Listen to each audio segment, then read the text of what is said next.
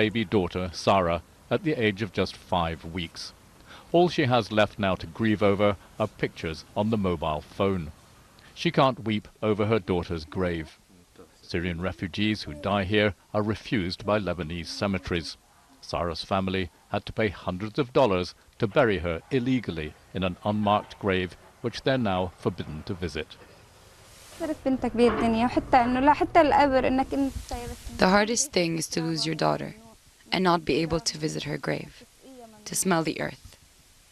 It's reached the point where our kids are dying and we can't even see their graves. They're dying in front of us and we can't do a thing.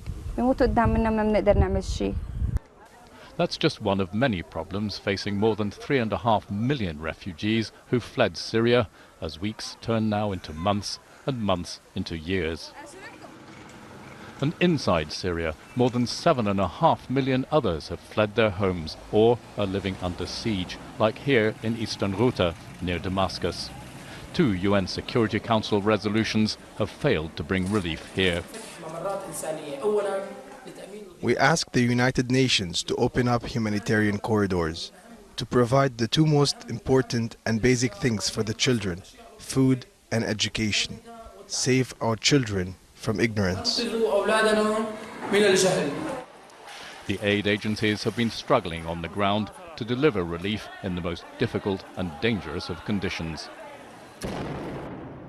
Humanitarian workers murdered in the most appalling ways, and yet day in, day out, you have international NGOs, national NGOs working to bring urgently needed aid to people who desperately need it. And the situation has just got worse and worse over time in trying to reach those people. But an even bigger problem is that all relief efforts are severely underfunded.